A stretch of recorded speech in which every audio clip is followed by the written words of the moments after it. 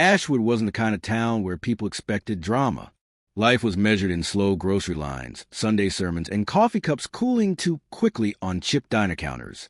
But on a damp October evening, the stillness fractured. A German shepherd named Rook, trained for search and rescue, lunged into the aisles of Clayton's Market.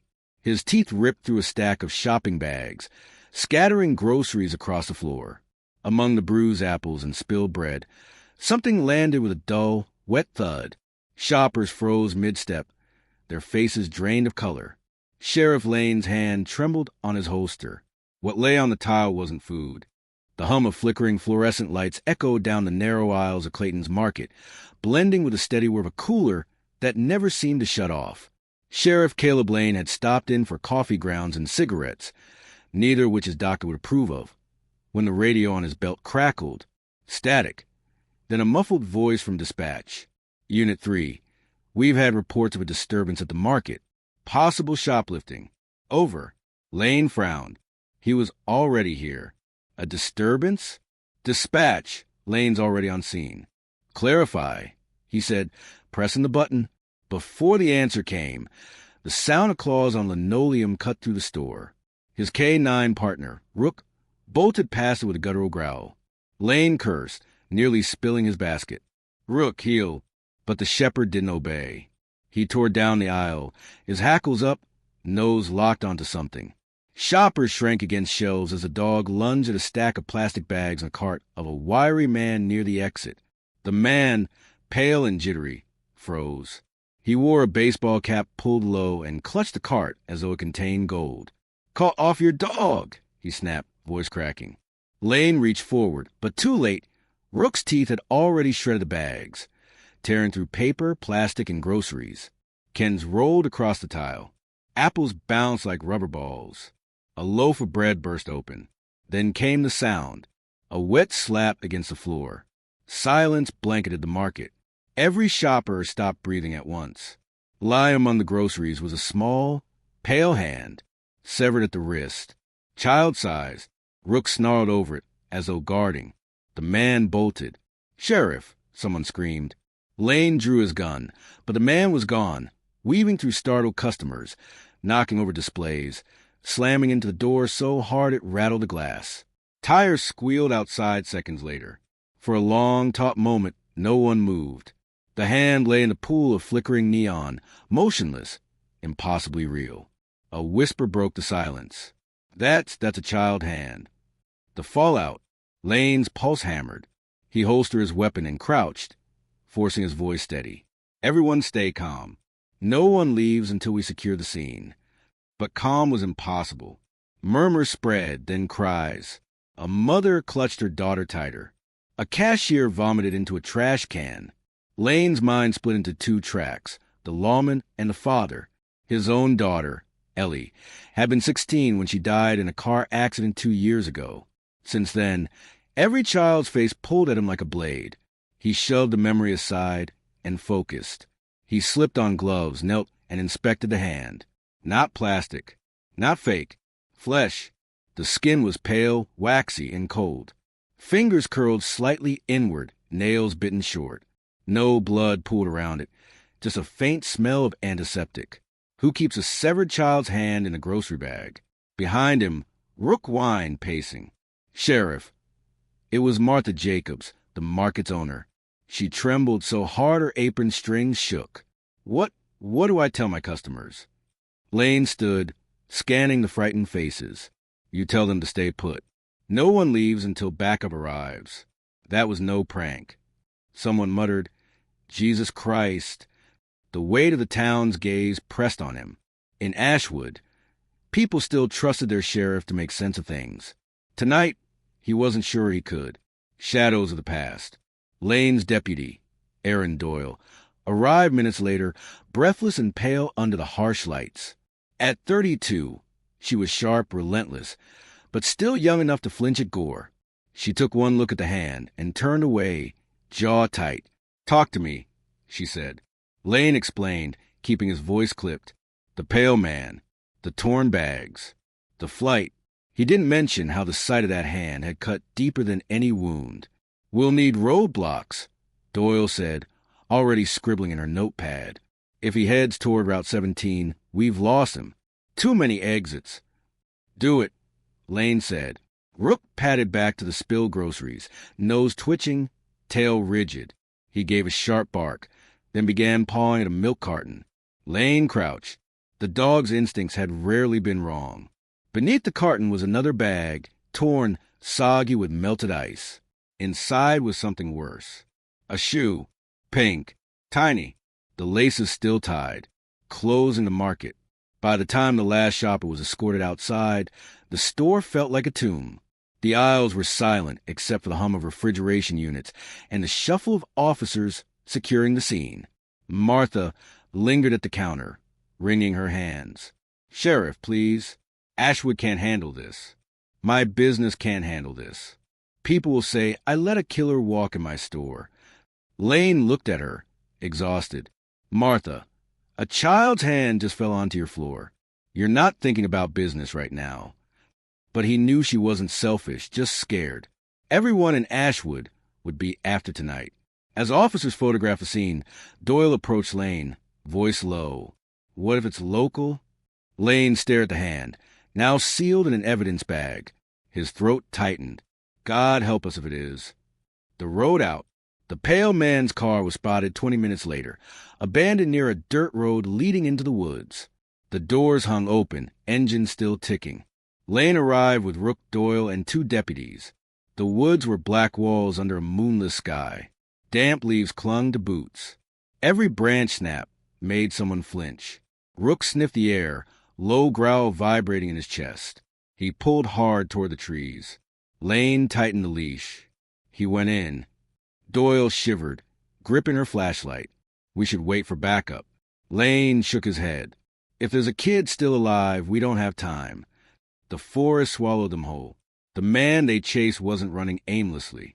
He was leading them somewhere. Each twist in the path, each strange marker carved into trees, made Lane's gut twist. And deep inside, past the tangled undergrowth, they found something none of them could explain. Not yet. The forest smelled of wet earth and rotting leaves, a dampness that clung to skin and clothes, muffling sound, swallowing light. Sheriff Lane kept one hand tight on Rook's leash and the other on his flashlight, its beam trembling against the endless walls of trees. Behind him, Deputy Doyle whispered, "It's too quiet." She wasn't wrong. The woods around Ashwood were usually alive with the hum of crickets, the low croak of frogs, the rustle of nocturnal life. Tonight, nothing stirred. Even the air seemed to wait. "Stay sharp," Lane muttered. Rook strained against the leash, ears pinned, every muscle taut. His nose dragged close to the ground, pulling them along a narrow, uneven path barely visible in the dark. The 2 deputies following lagged behind, flashlights jittering over roots and stones. One of them, Baker, the younger, finally broke the silence. "Sheriff, what are we even saying this guy had in those bags? Who carries?" He caught himself, voice breaking. "Who carries a kid's hand around like that?" Lane didn't answer, because the truth was, he didn't know. The abandoned clearing. They found the first sign of him 30 minutes in. A torn jacket sleeve hung from a branch, snagged on the bark as if ripped away mid-run. Lane held it under the flashlight. Blood speckled the fabric. Not much, but enough. Doyle's eyes flickered. "He's hurt. Or trying to make us think he is." Lane muttered. The path widened into a clearing where the moon finally broke through thin gaps in the clouds. Old remnants of a campfire sat in the middle, ashes damp, scattered beer cans, a melted plastic chair leg. But it wasn't the trash that caught Lane's eye. It was a symbol carved into the bark of a nearby oak. 2 crude lines intersecting in an X with a circle around it. The edges were fresh, would pale against the dark bark. Doyle ran her fingers over it, brow furrowing. "Gang sign? Cult? I don't recognize it." Lane's jaw tightened. "It doesn't matter." He wanted us to see it. Rook barked sharply, startling the deputies. His hackles rose, tail rigid, nose pointing toward the far edge of the clearing. That's when they heard it. A sound soft as breath, carried through the trees. A child sobbed. The chase. Lane's chest clenched. He motioned for silence, crouching low. Rook growled under his breath, muscles quivering. The sobbing came again, faint but distinct. Baker whispered, "That's a kid." Lane signaled with 2 fingers. The deputies flanked left, Doyle to the right. He followed Rook, moving toward the sound. Branches slapped against his jacket. The forest seemed to close in, darker, colder. The sobs grew sharper, more frantic. Then a figure darted between the trees. Small, fast. Rook lunged, dragging Lane forward. "Stop!" Lane barked. "Police!" But the figure didn't stop. It bolted deeper into the woods, the sobbing morphing into shrill cries. Lane chased hard, lungs burning, branches clawing at his face. The deputies shouted behind him, their voices lost in chaos. The figure stumbled, fell. Lane closed in, Rook straining ahead. And then everything shattered. The figure wasn't a child. It was a doll, a porcelain doll, smeared with dirt, dressed in a torn blue dress, face cracked down the middle. A recorder was strapped to its chest, playing the sound of sobbing on a loop. Lane froze, bile rising in his throat. A trap. He barely had time to register before a snap echoed in the dark. Something whistled through the air. The deputies yelled, and a steel-jawed trap slammed shut inches from Rook's paws. The dog leapt back, teeth bared, growling at the clamped iron teeth biting into the soil. Lane's blood ran cold. The tension breaks. They regrouped, shaken, under the pale beam of flashlights. Doyle kicked at the trap, fury in her movements. "This son of a bitch is playing with us. He's baiting us." Lane knelt beside the doll, his hand steady despite the storm inside him. The blue dress, the childlike shape. He thought of Ellie again, his daughter's laughter, how she'd once carried a doll just like this. He forced the memory down. He wants us off balance. Don't give him what he wants. But Doyle was right. Someone had staged this. Someone who knew how to manipulate fear. "Sheriff," Baker said, voice shaking. "This isn't shoplifting. This is something else." Lane looked at the cracked porcelain face, the dead glass eyes staring back. "Yeah," he said quietly. "It is." Secrets in the dark.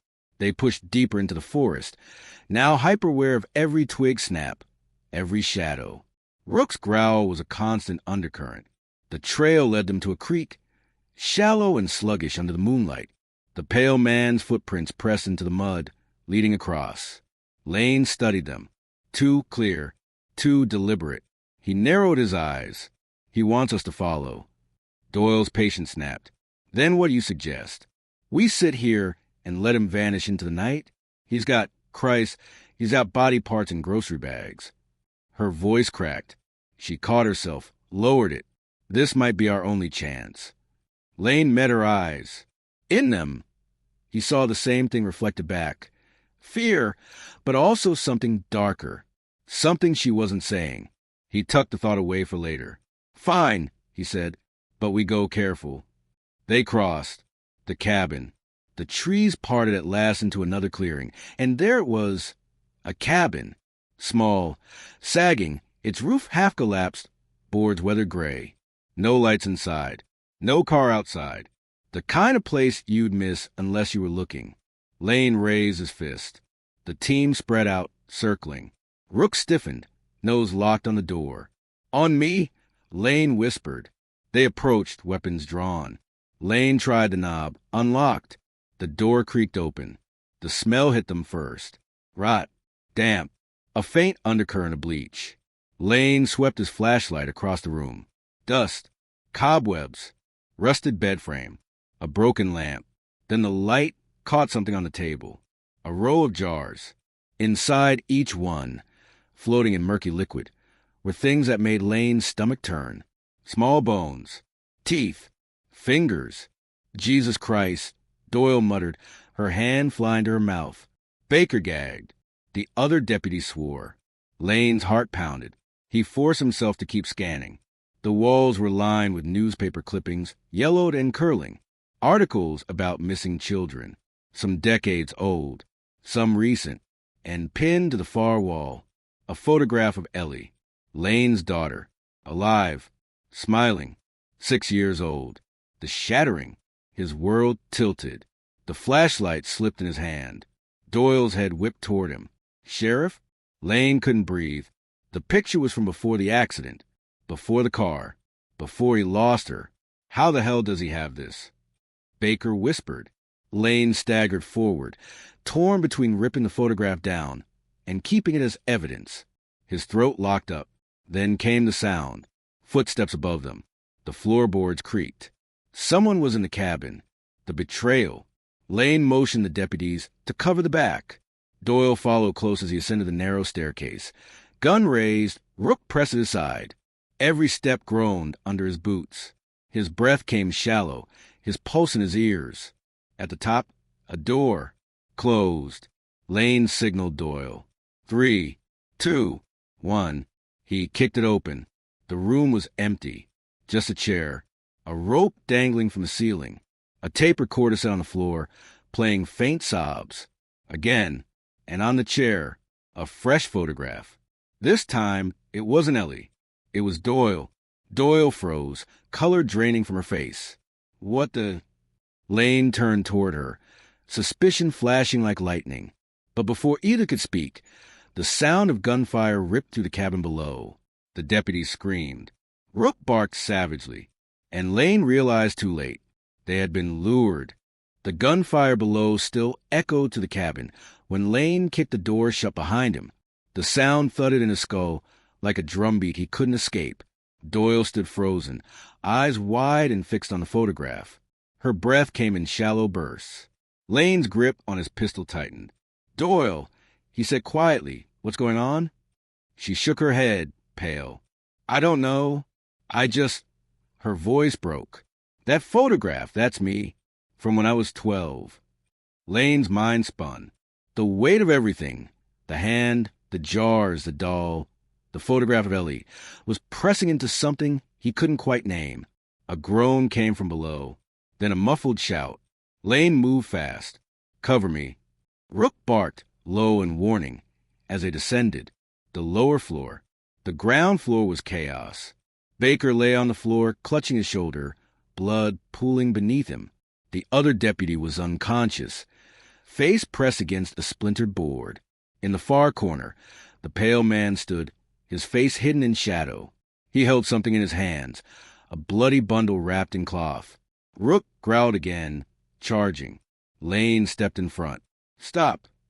The man looked up, and Lane saw his face. Pale, sharp, hollow-eyed, and beneath the hood, a mass of innocence. Sheriff Lane, the man said softly, voice echoing strangely in the broken cabin.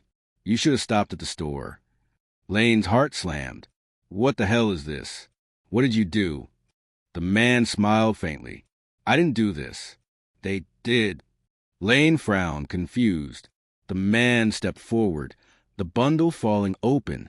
Inside was another doll, smaller, cracked, with a porcelain face that looked disturbingly like Ellie's. Lane staggered backward. His gun shook. Why? The man's voice was calm, almost mournful. Because Ashwood doesn't forget. And neither do I. The truth unraveled. Doyle stepped forward, voice trembling. Sheriff, he's telling the truth. That photograph, it's me. And the jars, they're not random. They're memorials. Lane's brow furrowed. Memorials? For what? The man's voice dropped to a whisper. For the children who went missing in Ashwood. For the ones they buried in silence. He gestured to the walls. Every symbol, every photograph, every jar. It's a record. I'm the one who remembers. I'm the one they forgot. Lane's stomach churned. You think this is some kind of crusade? The man shook his head. No, it's vengeance, justice, and truth. The cabin seemed to grow colder. Rook's growl deepened. The sobbing from the recorder grew louder, as though the cabin itself was mourning. Lane's voice was low. And the hand in the store? The man's eyes glinted. A message. To you. To all of Ashwood. You think your peace here is safe. But the truth always finds a way out. The betrayal exposed. Suddenly, Doyle stepped forward, pulling her own pistol. Lane's eyes locked on her. Doyle, what the hell? She hesitated, tears welling. I'm sorry, Caleb. I should have told you sooner. You knew?